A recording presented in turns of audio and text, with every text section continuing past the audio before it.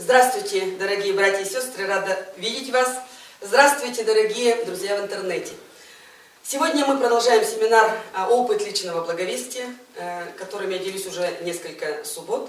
Сколько еще будет длиться этот семинар? Некоторые люди пишут письма, спрашивают, какие там следующие темы, сколько вы еще там будете. Я не знаю, Господь знает. Но еще несколько суббот я буду преподносить вот тот опыт, который накопился у меня внутри за последние вот эти 2 года. И сегодня тему, которую Господь положил мне на сердце, я верю, что это Господь, эта тема звучит «Благовестие без слов». Почему я выбрала эту тему? Благовестие без слов – это тема, которая в какое-то время была вообще в тени. А потом она меня, опять же, сильно затронула. И затронула с болезненной точки зрения, потому что я-то призвана была от начала благовествовать, нести слово людям, я это и начала делать, и начала вокруг себя, всех, кого я приводила, вы помните, и я учила благовествовать, нести слово.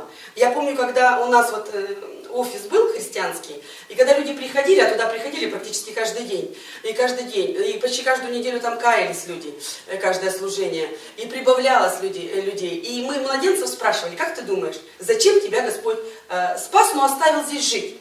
Мог бы спасти и сразу на небе лучше. Это же вообще сразу сюрприз, да? Представляете, если было так, вот родился свыше и на небо, ну супер вообще. Но почему все-таки Господь оставляет людей на земле?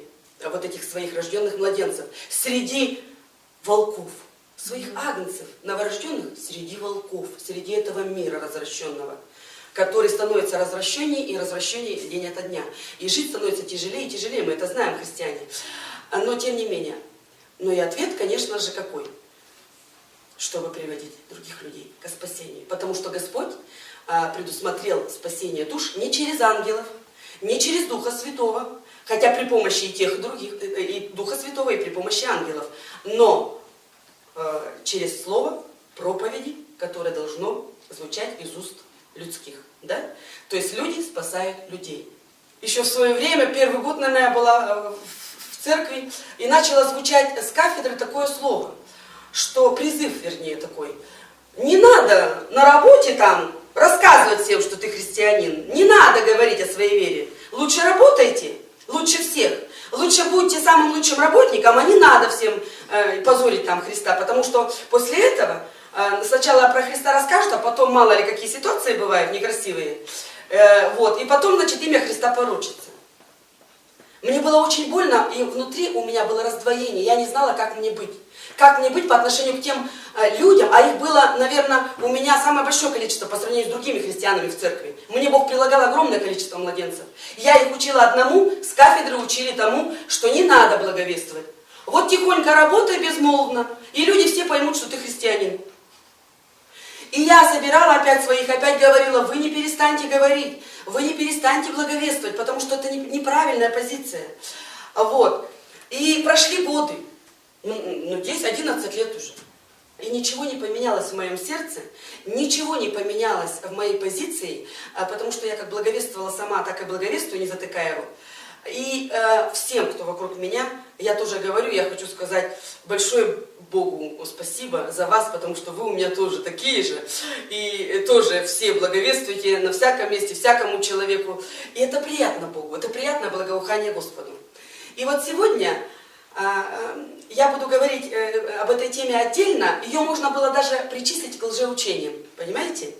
Что благовестие без слов, из которого сделали уже учение вот такое, можно уже к лжеучениям сегодня причислять, потому что люди мирового уровня, я не буду называть имена, мирового уровня, авторитетные, которые уже такие крылатые фразы изобретают, типа: лучше, чем сказать там тьму слов, лучше там что-то, я даже теперь не помню, какие только крылатые фразы не изобретены, но все сделано для того, чтобы заткнуть рот. И так молчаливым христианам, без того молчаливым христианам. Вот живите хорошо и добрым поведением своим спасайте людей вокруг себя. Ну а мы посмотрим сейчас, что говорит Библия, да? Потому что единство наше, христиан, всех, вот по всему миру, в чем? В ком? В Иисусе Христе, в Духе Святом и в Слове. И если мы хотим быть едины, мы должны все смириться под Словом.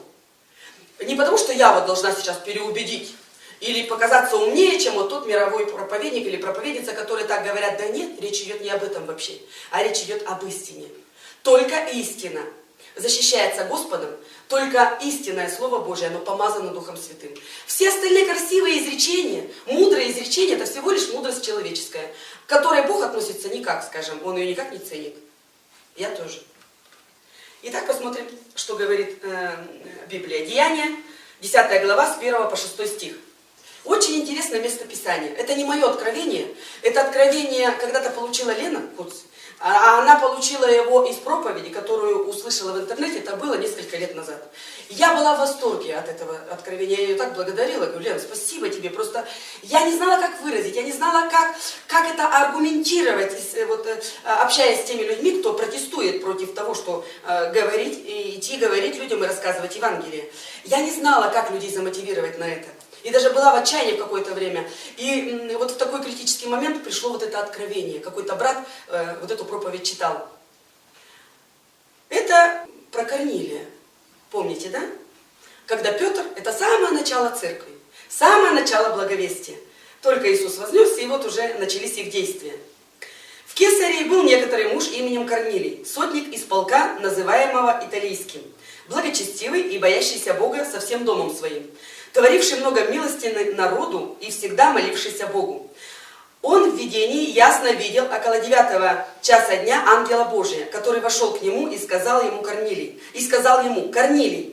Он же, взглянув на него и испугавшись, сказал: что, Господи? Ангел отвечал ему: молитвы твои и милостины твои пришли на память пред Богом. Итак, пошли людей в Иопию и призови Симона, называемого Петром. Он гостит у некоего Симона Кожевника, которого дом находится при море. Он скажет тебе слова, которыми спасешься ты и весь дом твой. Итак, с 1 по 6 стих, 10 глава.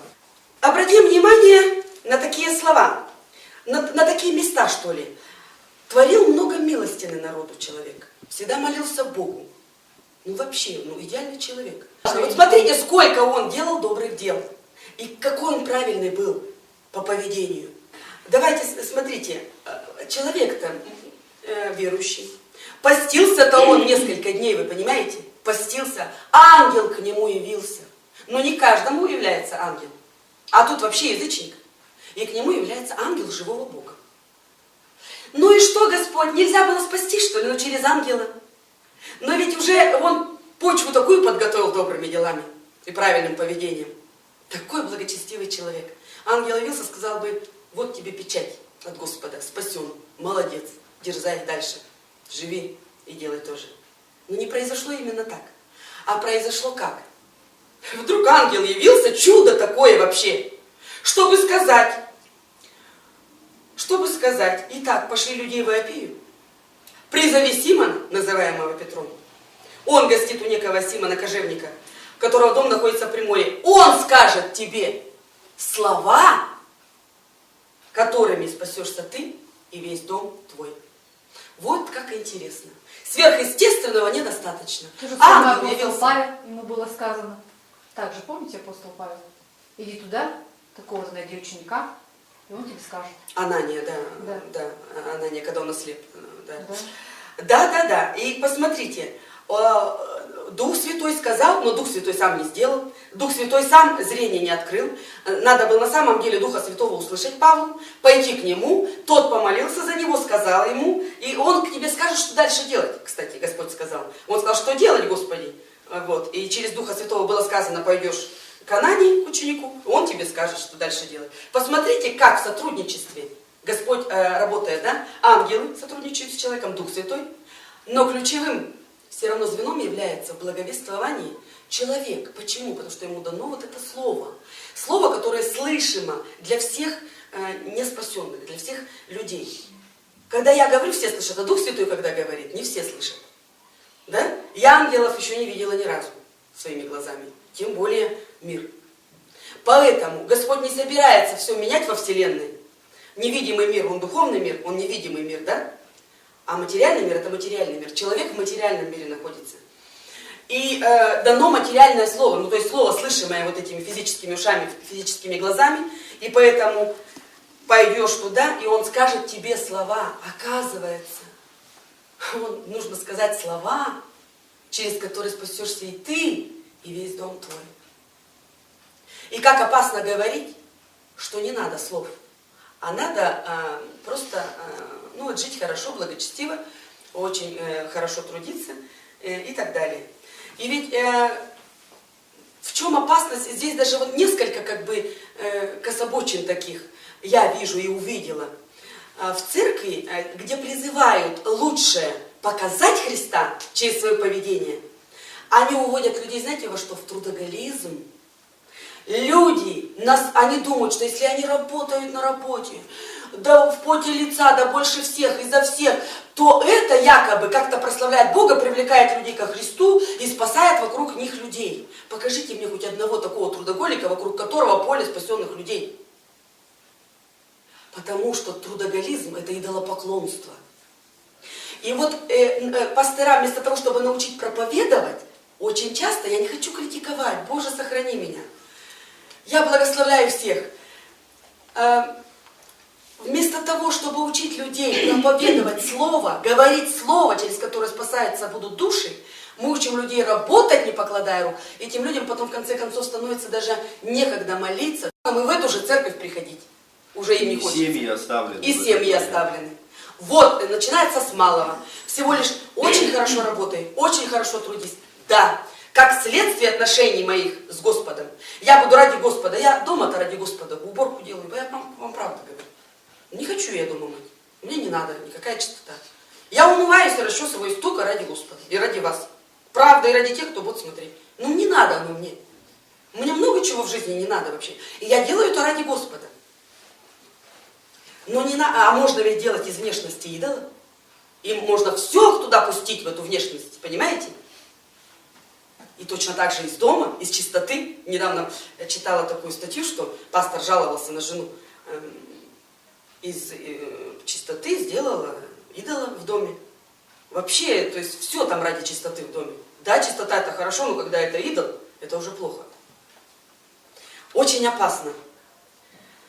И люди еще погружаются потом в кредиты, потому что они начинают зарабатывать деньги, они начинают увлекаться кредитами, и потом они вообще не жертвовать.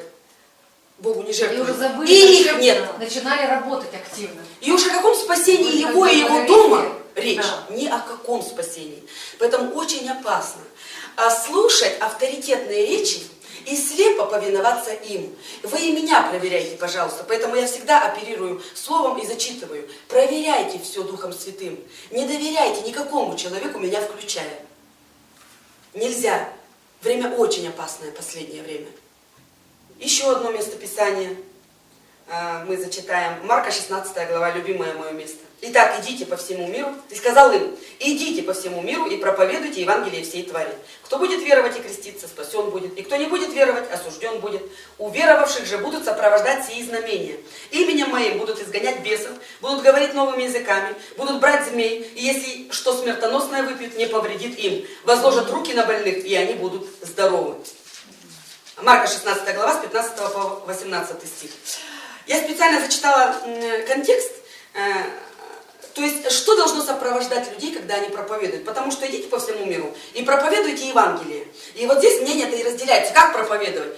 Без слов, делами, поведением, житием своим или словами. И здесь непонятно. А дальше сопровождать будут то-то, то-то, то-то, то-то, да?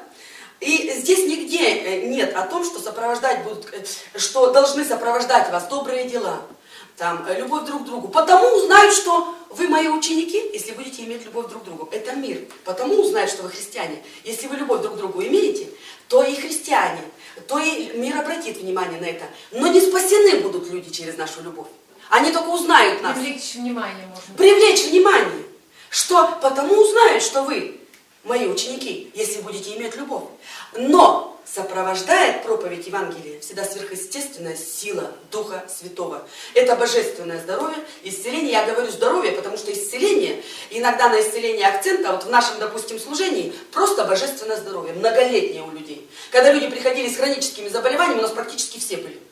И освободились сверхъестественно, и просто живут.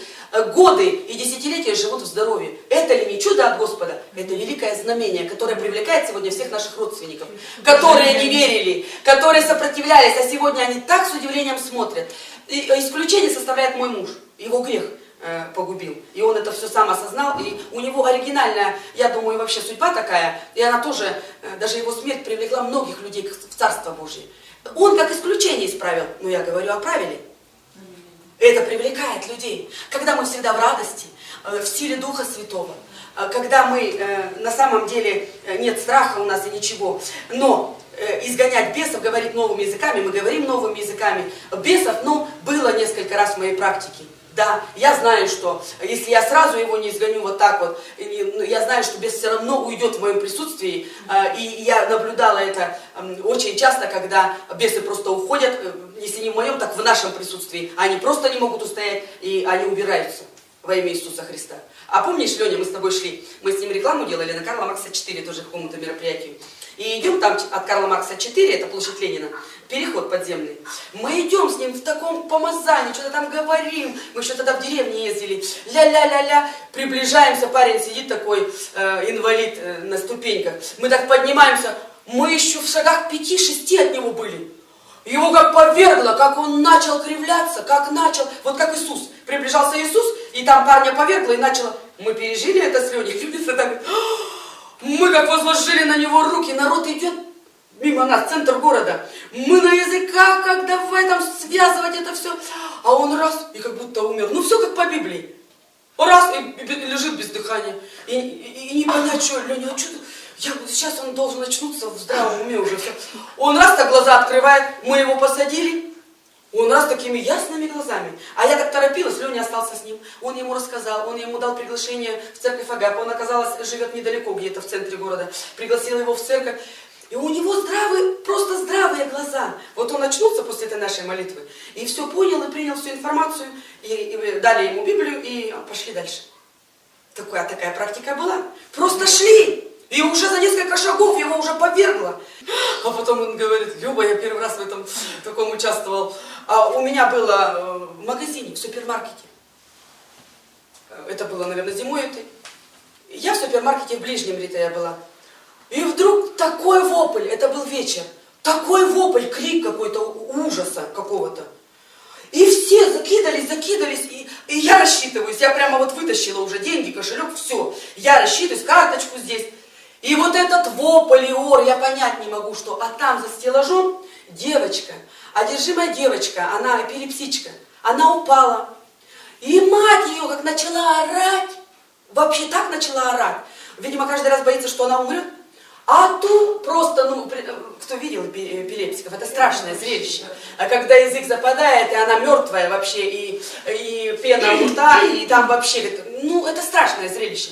Что произошло? Кто-то говорит, эпилепсик, упала, а та визжит, вызывайте скорую, дочь моя умирает, дочь не умирает. Она орет, дочь не умирает. Я кидаю все карточки, все деньги этой кассирши. Говорю, мне надо помолиться. Вся очередь за мной остановилась, потому что процесс все, значит, и все разворачиваются туда, всем же интересно. Возложила руки: сатана, я связываю тебя именем Иисуса Христа, пошел вон от них. В общем, как могла, я как могу цитировать сейчас, что я там. И на языках, и все, да мне было без разницы. Она раз, и утихомирилась, и лежит. Лежала она на минут 10, я пошла рассчитываться, она лежит. Там вокруг нее там тишина, все. И я выхожу, и они выходят с матерью. Девочка, такие взгляд у ней. Я к ней подхожу, говорю: Иисус тебя любит. И у меня был диск, у меня было что-то, я не знаю, всегда у меня что-то, то ли какое-то мероприятие мы провели, в общем, какой-то диск, то ли с нашим концертом, то ли, не знаю, с чем-то. Вот я знаю, что я дала диск, я дала ей Новый Завет, а мать сразу: ой, мы ходили на Звездова, и сразу я говорю: вы в проклятие повергаете свою дочь, а потом орете в небо. Не останавливайте, говорю, ее на пути к Богу. Прямо я со властью с матерью с этой говорила. Она раз тоже заткнулась, я говорю: а девчонке я говорю, еще раз говорю, Бог тебя любит, это тебе вот шанс сейчас дается. Если ты хочешь жить, откроешь, говорю, и посмотришь, и пошла. Вот такая была ситуация. Таких немного ситуаций было, на пальцах сосчитать, но они были. А кто-то призван вообще бесогоном быть. Мужики, это же надо быть мужиками. Это надо быть здоровыми. Люди забесованные, они очень сильные, они очень непредсказуемые. И это, конечно, мужское призвание, не женское. Но даже меня Господь иногда вот так использует в экстренной ситуации. Аллилуйя, Господь, слава Тебе. Я к тому, что сопровождают сии знамения. Когда мы проповедуем Слово, мы сопровождаем. Далее еще одно слово. Вот к тому же, Павел, к тому же, вот, что я сейчас посвидетельствовала, говорил, это 1 Коринфянам, 2 глава, 4-5 стих. «И слово мое, и проповедь моя не в убедительных словах человеческой мудрости, но в явлении духа и силы, чтобы вера ваша утверждалась не на мудрости человеческой, но на силе Божьей». На силе Божьей. Не на добрых делах, понимаете? Если бы эти добрые дела, не на добром поведении, и даже не на любви, понимаете? Это все прилагается, это все используется, это все обязательно необходимые условия. Я ничто не хочу перечеркнуть и как бы умолить, да? Но я хочу сказать, у каждого своя, у любви своя роль, у Духа Святого своя роль, у ангела своя роль, у Слова своя роль, у человека своя роль, у Бога Отца своя роль. И все каждый в своей роли. И когда мы делаем то, как Бог запланировал, это сверхъестественно всегда подтверждается. И Павел это тоже говорил. И я очень хочу тоже, чтобы вот ваша вера, она утверждалась не на мудрости человеческой, не на ораторском искусстве. И добрые дела, они чаще всего идут от мудрости человеческой. Вот стандартные добрые дела, все знают, что такое хорошо и что такое плохо с детства. Все научены, от дерева добра и зла все вкусили. Что такое хорошо и что такое плохо, все знают. Кто-то очень хорошо воспитан в миру, кто-то очень хорошо воспитан. У кого-то очень хороший характер. Вот сам по себе такой хороший человек, да? И добрые дела делает человек. Добродетелью занимается. И все вокруг видят. И всю славу воздают за этого человека не Богу, но этому же человеку. Какой ты хороший. Какой хороший этот человек. Сколько он делает добра. И хоть бы кто-нибудь сказал, да вся слава Богу. Я имею в виду ситуацию, когда вокруг мир, никто не знает, что ты христианин. Ты делаешь огромное количество добрых дел, да?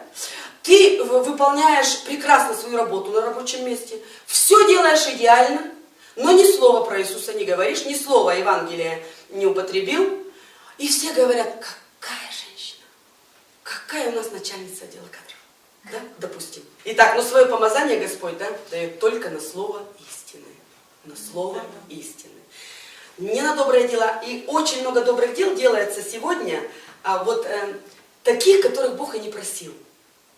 А многие прикрывают свой ложный стыд, который навязывает сатана. Ложный стыд просто. Не хотят благовествовать из-за стыда, они стесняются веры своей. И из-за этого придумывают всякие вот эти вот басни. Без слов, вот лучше я своим житьем буду показывать. А в послании к Римлянам, в 1 главе, в 16 стихе, Павел говорит, «Ибо я не стыжусь благовествования Христова». И опять он говорит, «Потому что оно есть сила Божия ко спасению всякому верующему».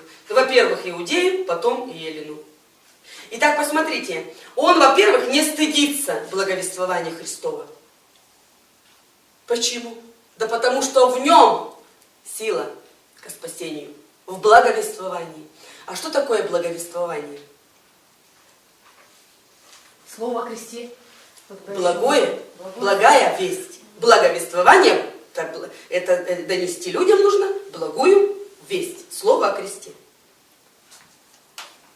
О жертве Иисуса Христа. О том, что люди спасены через эту жертву в жизнь вечную. И жизнь вечная им как дар дается от Господа.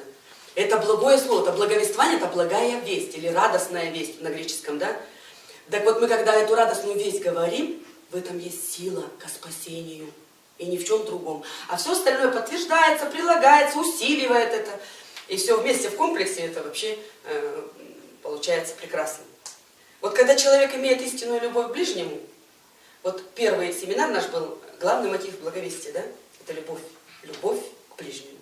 Какая любовь? Не та любовь, к которой мы привыкли. Совсем не та, она не такая любовь. Вот хоть какой ты человек хороший, но если ты не несешь благую весть, ты для меня человек совершенно равнодушный. Совершенно не любящий никого вокруг себя. Не любящий. Какие бы ты добрые дела и поступки не делал, как бы ты ласково не говорил, какие бы ты подарки не дарил, как бы ты мило не улыбался, если ты не несешь благую весть людям, окружающим тебя, ты не любишь людей любовью Господа Иисуса Христа. Не любишь. Когда человек имеет истинную любовь к ближнему, он всегда будет благовествовать, это первое. А при благовествовании всегда будет помнить вот этот принцип, о котором мы тоже говорили в предыдущих семинарах, не навреди. Не навреди. И если я благовествую, а потом я согрешаю публично, да, при этом человеке или что-то, я понимаю, что я врежу этому человеку. И поэтому я вот, допустим, своему мужу безмолвно служила во всех вот житейских делах, не потому, что я боялась даже вот Бога, даже не из-за этого, знаете, даже не из-за того, что я там боялась мужа, тем более я его не боялась. Вы знаете, я боялась только одного, не навредить, не оттолкнуть от Бога. Вот только это меня держало, потому что с моим характером вот укротить меня могло только вот это откровение, не навреди. Не навреди, не оттолкни. У меня было одно, я перетерплю все, чтобы только не оттолкнуть от Бога. Чтобы только не оттолкнуть от Бога. Как просто оттолкнуть от Бога? А как тяжело, и точно так же по отношению к детям. Как просто оттолкнуть к женам. А как тяжело потом привлечь их к Богу. Принцип не навреди. Он будет путеводителем, он будет ограничителем нашего поведения, наших добрых дел всех. Не навреди, не навреди. А в каком плане не навреди? Опять, не оттолкни от Бога. В моем понимании это не оттолкни от Бога, еще дальше его. Вот в каком плане. А не в каком-то там житейском, бытейском. Вы знаете, можно находиться рядом с праведником многие годы и не быть спасенным, если он никогда о Господе не скажет мне. Поэтому в семьях дети рядом с родителями не спасаются. Да? Мамы, папы не спасаются. Про мужей и жен мы сейчас отдельно поговорим. Не спасаются. Почему? Живем рядом, все делаем, любим так, как Бог велел, все делаем, служим так, но о Боге не говорим. Это должен кто-то другой сделать. Ну, Дух Святой сам должен достигнуть или еще как-то. Бог должен дать делателей. Но когда мы любим, мы будем всегда наставлять своих детей. Мы всегда будем говорить своей маме, папе, всегда будем ближним, всегда будем. Те служители, которые призывают не словом, а делом благовествовать, даже самые авторитетные, они отклоняются от истины, к сожалению. Это нужно знать. Это нужно знать всем. Это отклонение от истины. Какой бы высоты и величины не был служитель. Если он забивает слово, другое дело, если он балансирует. Одно дело балансировать, если ты проповедуешь, то всегда помни о принципе «не навреди». Не навреди. Это другое дело. Всегда нужно балансировать свое поведение с тем, что ты говоришь. Но слово идет впереди. А поведением и житием подкрепляется. А слово впереди. А если с точностью да наоборот, это уже перекос. Но мы поговорим, конечно, о том исключении, которое есть в Библии. Где на самом деле нужно приобретать души без слова. Значит, смотрите, есть такое место Писания, это 1 Петра, 3 глава, с 1 по 7 стих. «Также и вы, жены, повинуйтесь своим мужьям, чтобы те из них, которые не покоряются слову, житием жен своих без слова приобретаемы были, когда увидят ваше чистое, богобоязненное житие.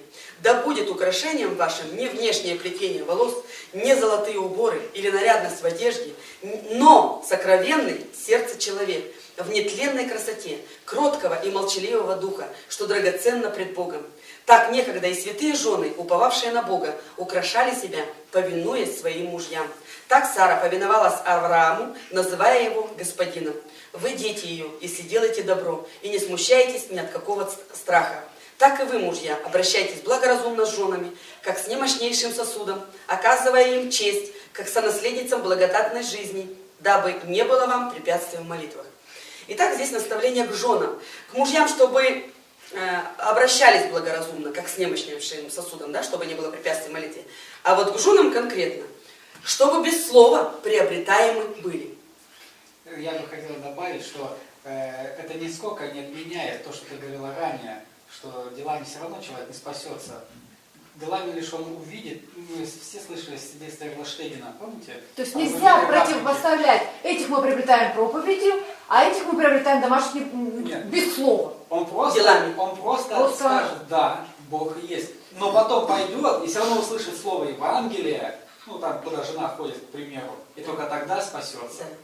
Но сам по себе отдел жены, он никак себя не спасется. Так, а все свидетельства в Ну, интернете это об этом и что, говорят, если не что жена покоряется показала слову. сначала Бога, а потом он Конечно. пошел в церковь. и Написано потом- как? Если не покоряется слову, то и слово ему уже сказали. Он не покоряется слову. Жена в подтверждение опять как бы своим житием. То есть, мне кажется, даже противостоять нельзя. Да, здесь на Что самом это деле, вот Лена, ты заметила, я вот это не заметила, только сейчас спасибо. я поняла. Которые не покоряются слову. Мужья, которые не покоряются слову. Значит, без слов. Дальше, вот ты сказала, что я уверовала, я хочу, чтобы ты пойдем со мной. Он не покоряется. Все. После этого начинается молчаливое служение, повиновение. Ну, я, допустим, своего мужа, любимый господин, у меня это были имена его. Я знаю, что Лена своим господином называет. Ничего в этом какого-то тяжелого или такого вот бремени какого-то нет в этом. Я думаю, что там Муся, Пуся, Заинька там у Марины. Это мы любим своих мужей по плоти, мы к ним обращаемся очень хорошо, и нет в этом никакой трудности. И подчиняться во всем, вот во всем житейском, бытейском. Зачем спорить вообще? Потому, почему не надо спорить. Какой суп есть, или какой продукт купить, или что там, куда пойти, отдыхать и так далее. Это такие мелочи вообще. Это такие мелочи. И если мы из-за этого спорим, то здесь нам надо каяться женам. Итак, жены должны молчать. Во всем повиноваться. Во всем. Кроме того момента, когда муж втягивает в грех непослушания Богу, в грех нарушения Слова Божьего, или не пускает в церковь, или не разрешает детей в церковь вести, или влиять на детей, там, ты сама ходи, а детей не трогай и так далее. Вот в этом случае не надо подчиняться ему. И есть такое место Писания, Деяния 5:29, когда Петр, это первая его проповедь была публичная, когда им запрещали проповедовать, сказали, вы кровь Иисуса Христа пытаетесь навести на весь Иерусалим, да? А Петр же и апостолы в ответ сказали, должно повиноваться больше Богу, нежели человеком. Вот в этой ситуации, там власть была, вот сейчас как раз мы о власти говорили, там была власть поставлена, все. Но, когда они нарушают заповедь Божью, он говорит, идите и проповедуйте Евангелие всей твари, кто будет веровать и креститься, спасен будет. А власти запрещают это делать, тогда я этой власти не повинуюсь. Не повинуюсь. Вот этот Новый Завет, да, который дарован нам, вот нашему поколению, или нашим поколениям, он настолько прост, настолько все просто. Вот в предыдущий раз мы говорили, юродством проповеди спасает Господь, да? И все так просто, все так гениально просто. Есть Слово, написанное Слово, нужно изучать Слово, подчиняться Ему. Все, по любому вопросу можно найти ответ в Слове Божьем, по-любому. А сколько споров вокруг всего. Вот сейчас, если позволить спорить в интернете по поводу вот этому, мы будем месяц спорить сутками, и не остановится этот спор. К чему эти споры все? Вот как написано, словом приобретаем мы души и все дома свои. И прилагаем к этому, по отношению к мужу, безмолвное поведение, повиновение, да? По отношению к детям наставление, по отношению на работе, везде проповедь Евангелия, подкрепленная своим прекрасным поведением, своими добрыми делами, своим трудом вот этим, но не трудоголизмом. Праведник везде успеет. Наши праведники современные нигде не успевают, по той причине, что они делают много того, чего Бог их не просит, и на работе в том числе. И на 2 работах, на 3 работах я не думаю, что Бог просит работать кого-то. И кредиты Он не просил никого брать. Вот. Поэтому поклоняемся сегодня деньгам, а все обставляется, это вроде как добродетель. Это не добродетель. Самое первое откровение было потому, в нашем служении, потому что нужно именно словами проповедовать, что на основании вот этого местописания, что вера от слышания, а слышание от Слова Божьего. То есть без слов вера, она... Мы в свое время это получали, когда мы отстаивали тоже вот эту позицию, да. И мы это много лет назад, это в ВЕ, наверное, только мы начинали когда. И мы вот на эту позицию стали, что вера, она от слышания слова. Ни от чего, ни от добрых дел, ни от наблюдения.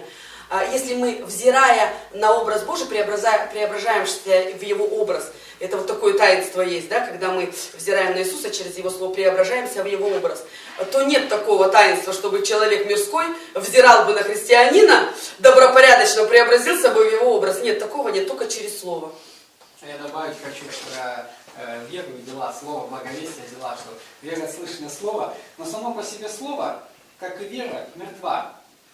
Каждое слово сопровождается делом. Вот, допустим, Господь, когда сказал, никакое мое слово, изошедшее из моих уст, не возвращается, не исполнив то, для чего оно вышло. И обязательно сопровождается каким-либо делом. Например, когда Иисус ходил, кого-то благовествовал, и делами сопровождал, что слово мое является силой, властью, оно спасает. Благотворил. Да. То есть, если мы забудем, что все-таки дела помогают слову, Баланс. да.